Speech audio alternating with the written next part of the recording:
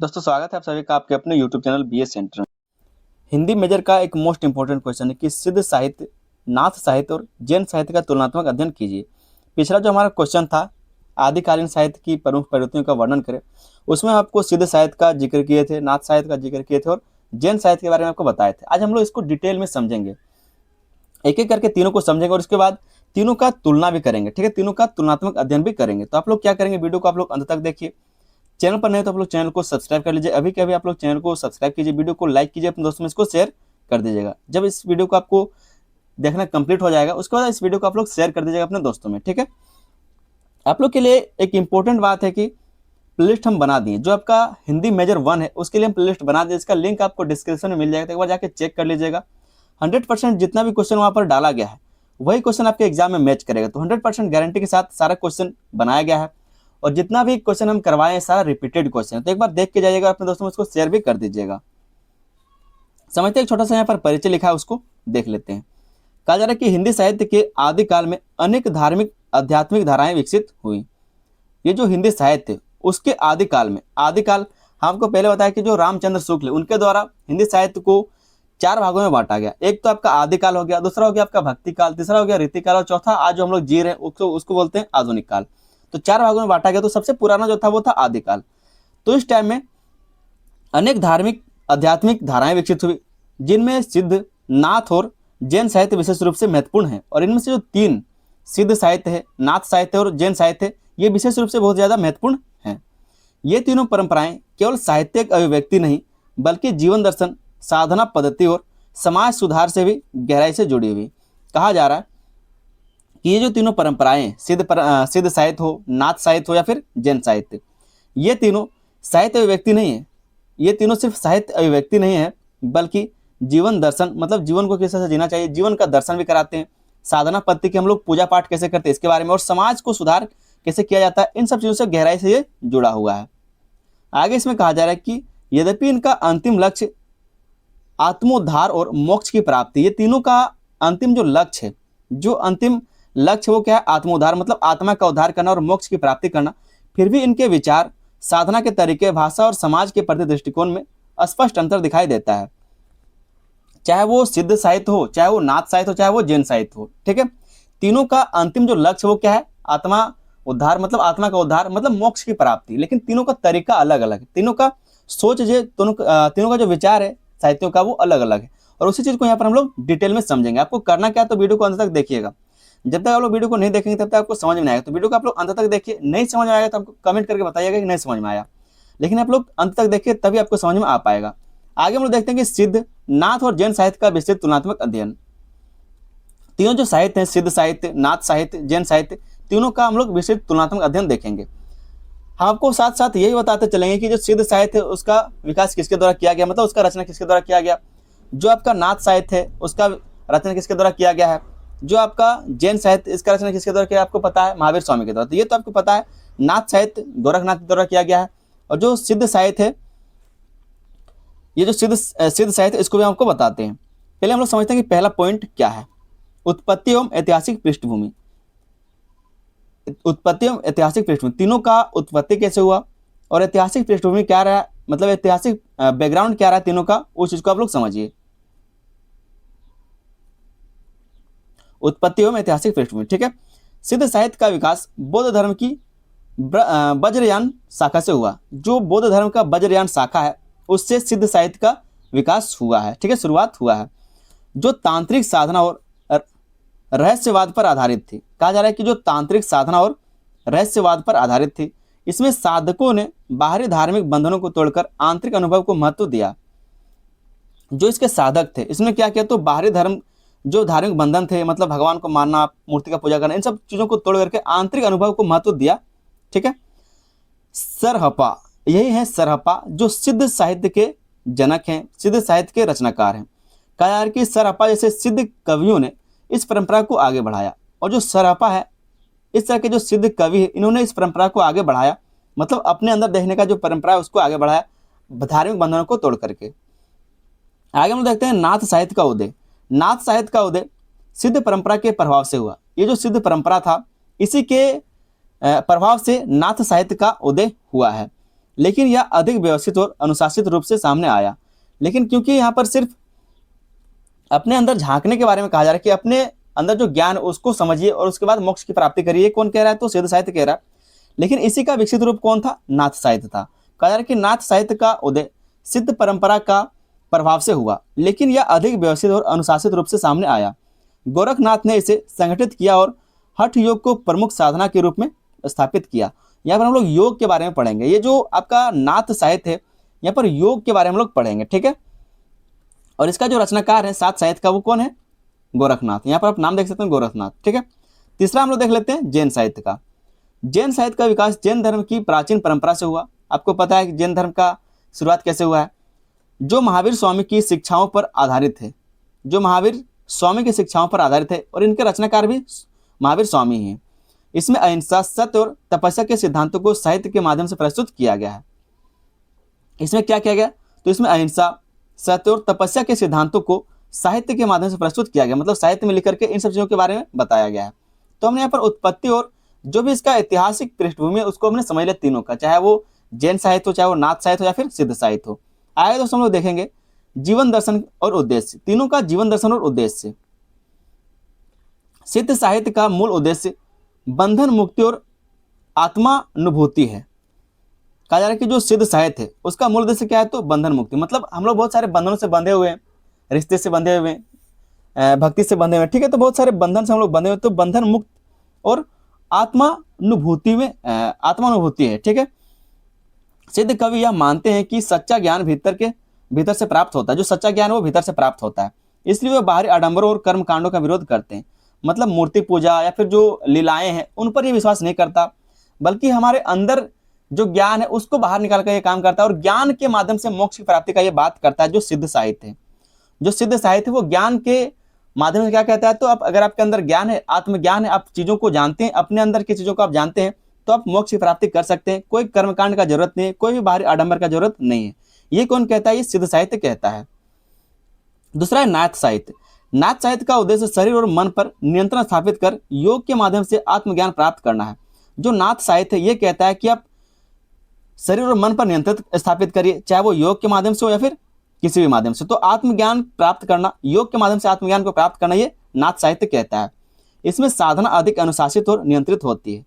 इसमें क्या कहा जा रहा है कि जो साधना है, मतलब जो पूजा पाठ है, साधना का मतलब क्या है? किसी की ओर भक्ति, तो वो बहुत ज्यादा अनुशासित और नियंत्रित है। तीसरा जो हम यहाँ देखेंगे वो है जैन साहित्य।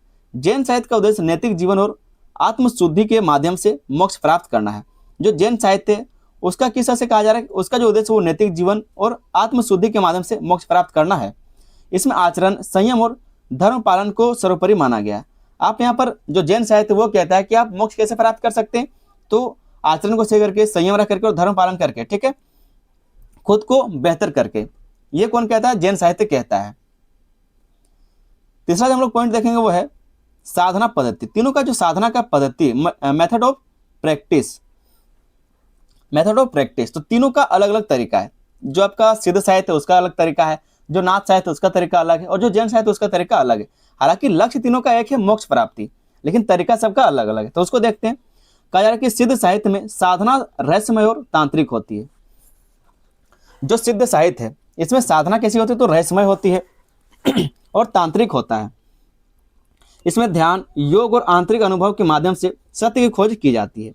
इसमें क्या होता है? तो ध्यान लगाया जाता है, योग किया जाता है, और आंतरिक अनुभव से इसके माध्यम से सत्य की खोज की जाती है। लेकिन इसकी भाषा और विधियां सामान्य व्यक्ति के लिए कठिन होता है, क्योंकि ये कहा जा रहा है ये रहस्यमय तरीका है और तांत्रिक विधि है। रहस्यमय और तांत्रिक होती है, मतलब जैसे तंत्र लोग कैसे अलग अलग मंत्र पढ़ते हैं, तांत्रिक मंत्र कैसा होता है? ओम ह्रीम क्रीम, इस तरह से, ठीक है। और जो रहस्यमय है, क्योंकि ये लिखा हुआ नहीं होता, बहुत ही रहस्यमय होता है।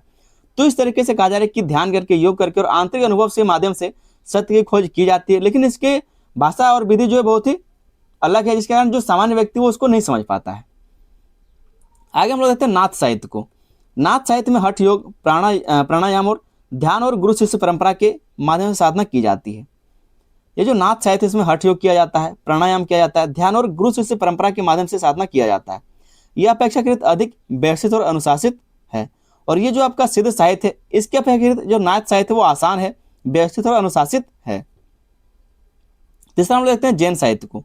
तो जैन साहित्य में साधना का स्वरूप नैतिक अनुशासन, तपस्या, व्रत और अहिंसा का पालन पर आधारित है। जो जैन साहित्य है वहाँ पर जो साधना किस तरह से किया जाता है, तो उसका स्वरूप है नैतिक अनुशासन, मतलब सही गलत में फर्क करना, हमें सिर्फ सही चीज़ों को करना चाहिए, गलत काम नहीं करना चाहिए।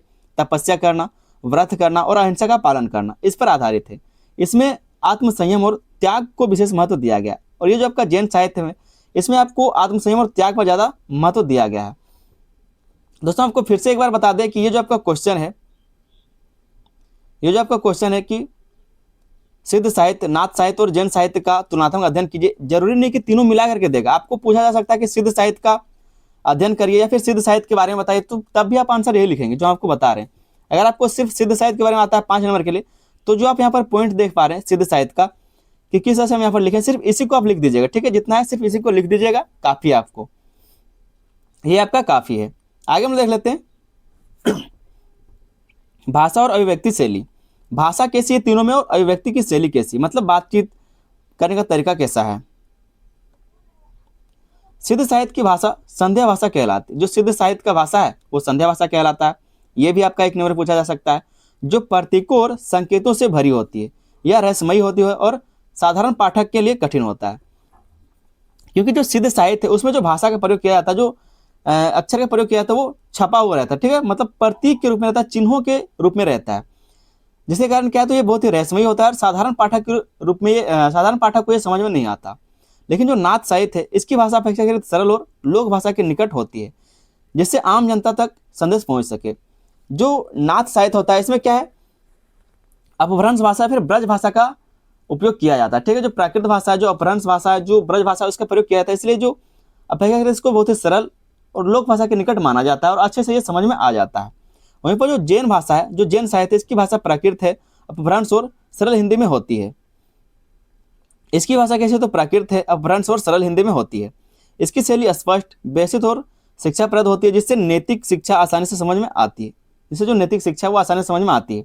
तो सबसे कठिन ये है, उसके बाद ये है, और तीसरा सबसे आसान ये है, ठीक है। इसमें क्योंकि अपभ्रंश भाषा का प्रयोग किया जाता है, मतलब जो खड़ी बोली है, जिस तरह से हम लोग बोलचाल करते हैं, उस तरह का भाषा इसमें प्रयोग किया जाता है।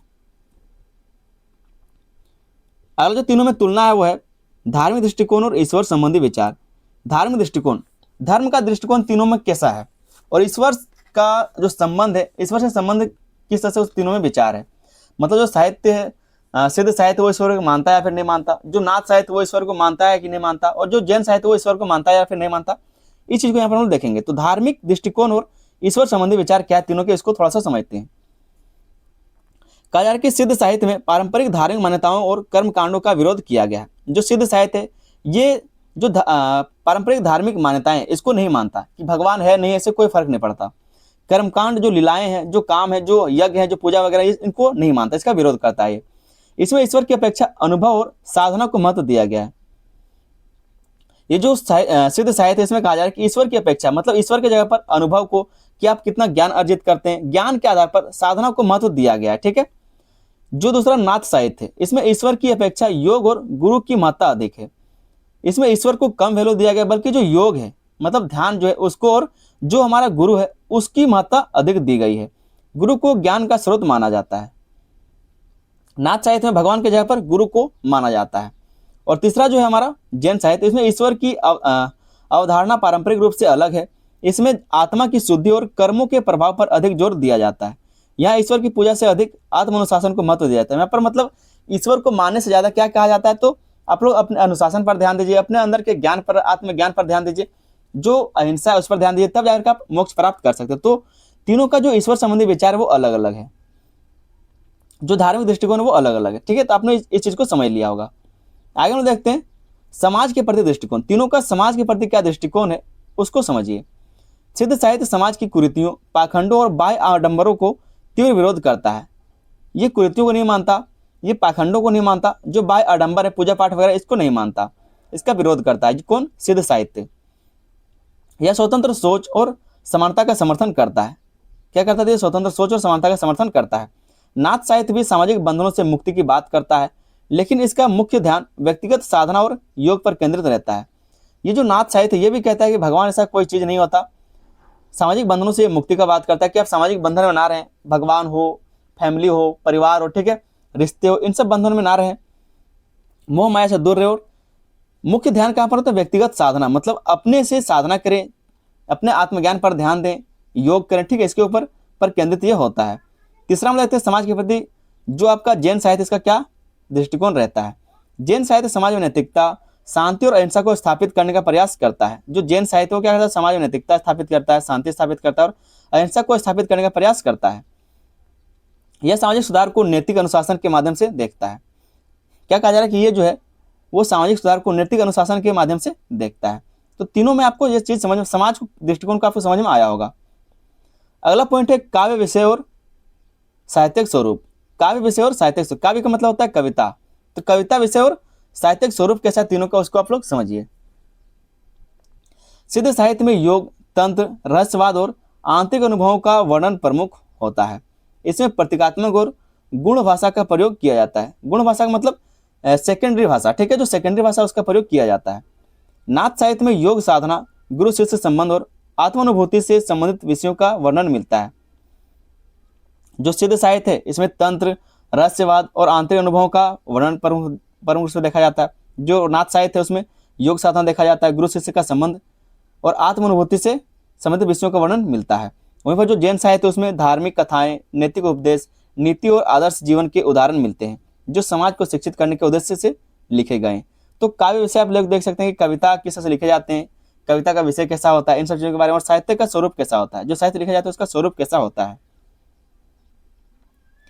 अगला जो यहाँ पर हम लोग पॉइंट देखेंगे वो है जन सामान्य पर प्रभाव।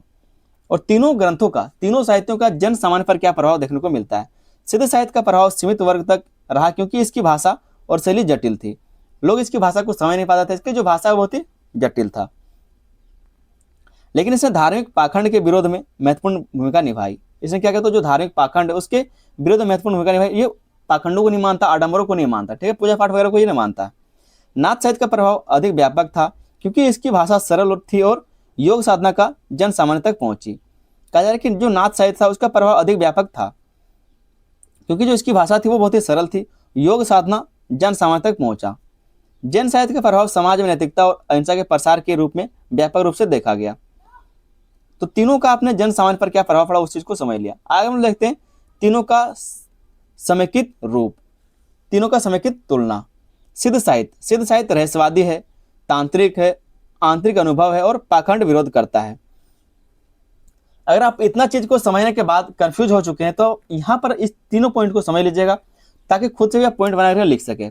सबसे पहला जो पॉइंट है वो है सिद्ध साहित्य का, वो एक रहस्यवादी, इसमें जो भाषा का प्रयोग होता है वो रहस्यवादी होता है, तांत्रिक भाषा का प्रयोग होता है, तांत्रिक विधि का प्रयोग किया जाता है।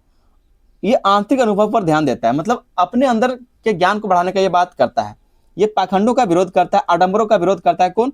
सिद्ध साहित्य। वहीं पर जो दूसरा साहित्य है नाथ साहित्य, ये योग प्रधान है, मतलब योग को ज्यादा विशेष देता है, ज्यादा महत्व देता है, अनुशासन को ज्यादा महत्व देता है, गुरु परंपरा को ज्यादा महत्व देता है और आत्मनियंत्रण पर ज्यादा महत्व देता है, मतलब आत्मनियंत्रण, खुद पर नियंत्रण करना, गुरु को महत्व देना, ठीक है, इन सब चीजों को ये मानता है। जो नाथ साहित्य इन सब चीजों को मानता है। अगला हमारा है जैन साहित्य। जैन साहित्य नैतिक चीजों पर ध्यान देता है, अहिंसा पर ध्यान देता है, संयम पर ध्यान देता है और सामाजिक सुधार पर ध्यान देता है। इन सब चीजों के ऊपर ये काम करता है।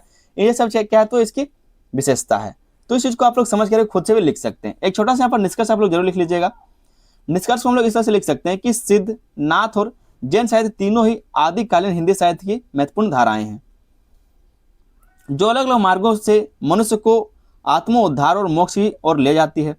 सिद्ध साहित्य जहां रहस्य और तंत्र साधना के माध्यम से आंतरिक अनुभव पर बल देता है, वहीं नाथ साहित्य योग और अनुशासन के द्वारा आत्मज्ञान प्राप्त करने का मार्ग दिखाता है।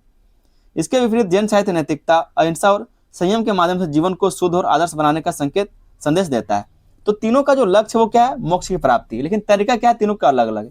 जबकि सिद्ध साहित्य वो कहता है कि आत्मज्ञान लाइए, खुद से ज्ञान को अर्जित कीजिए और उसके बाद समझिए कि दुनिया कैसा है, दुनिया क्या है और हम लोग क्या है, तो ज्ञान के माध्यम से आप मोक्ष की प्राप्ति करिए।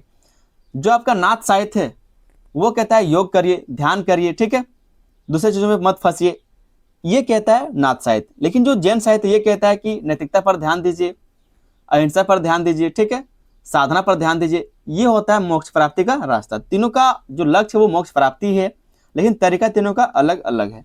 तो उम्मीद करते हैं क्वेश्चन का आंसर को समझ में आया होगा। चैनल पर नहीं तो आप लोग चैनल को सब्सक्राइब जरूर कर लीजिएगा।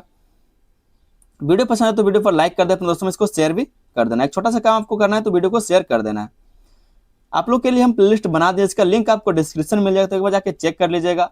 जितना भी क्वेश्चन वहाँ पर हम डालें सारा इंपॉर्टेंट और सारा आपको पढ़ के जाना, ताकि आप एग्जाम को अच्छे से लिख सके, एग्जाम में अच्छे मार्क्स ला सके। एक भी क्वेश्चन छोड़ के नहीं जाना है। मिलते हैं हम लोग किसी अगले वीडियो में, तब तक के लिए धन्यवाद। जय हिंद।